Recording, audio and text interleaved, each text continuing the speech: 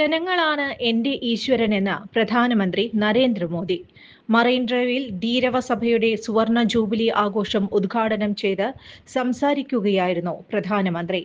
താൻ ജനങ്ങളിൽ നിന്ന് അനുഗ്രഹം തേടാനാണ് എത്തിയിരിക്കുന്നതെന്ന് അദ്ദേഹം പറഞ്ഞു. കടലിന്റെ മക്കൾക്ക് നമസ്കാരം എന്ന് മലയാളത്തിൽ പറഞ്ഞാണ് പ്രധാനമന്ത്രി പ്രസംഗം തുടങ്ങിയത്. കേരളത്തിന്റെ പേരുമാറ്റി ദീർഘകാലമായുള്ള ആവശ്യം കേരളമായി ഈ ആവശ്യം അംഗീകരിച്ചു. മലയാളിയുടെ സംസ്കാരത്തിന് അനുയോജ്യമായ പേര് ലഭിച്ചു. NDA സർക്കാരാണ് ഈ ആവശ്യം അംഗീകരിച്ചത്.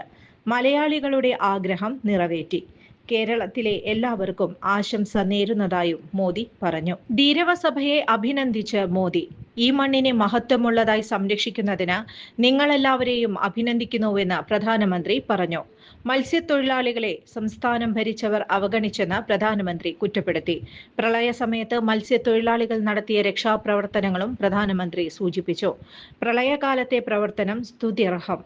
ജീവൻ പണയപ്പെടുത്തി നിരവധി പേരെ രക്ഷിച്ചുവെന്ന് പ്രധാനമന്ത്രി പറഞ്ഞു. സാമൂഹിക സന്തുലിതാവസ്ഥ നിലനിർത്താനും മുന്നോട്ട് കൊണ്ടുപോകാനും ധീരവസഭ നടത്തുന്ന പ്രവർത്തനങ്ങൾ മഹത്തരമാണെന്ന് പ്രധാനമന്ത്രി പറഞ്ഞു. മത്സ്യത്തൊഴിലാളികളെ ശാക്തീകരിക്കാൻ കേന്ദ്രം വിവിധ പദ്ധതികൾ നടപ്പാക്കുന്നുണ്ട്. മത്സ്യത്തൊഴിലാളികളുടെ ക്ഷേമം ഉറപ്പാക്കിയെന്ന് പ്രധാനമന്ത്രി പറഞ്ഞു. ചുരുങ്ങിയ ചിലവിൽ വീട്ടുമുറ്റത്തൊരു വിളക്ക്, വൈദ്യുതി വേണ്ട, ബാറ്ററി വേണ്ട, പൂർണ്ണമായും സോളാറിൽ പ്രവർത്തിക്കുന്ന ലൈറ്റുകൾ നിങ്ങളുടെ വീടുകളിലോ സ്ഥാപനങ്ങളിലോ എവിടെയായാലും സ്ഥാപിച്ചു കൊടുക്കുന്നു.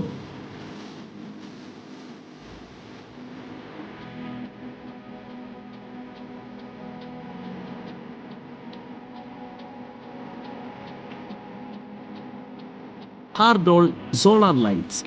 കൂടുതൽ വിവരങ്ങൾക്ക് വിളിക്കേണ്ട നമ്പർ 9447132148. കൂടുതൽ വാർത്തകൾക്ക് ഞങ്ങളുടെ ചാനൽ സബ്സ്ക്രൈബ് ചെയ്യുക.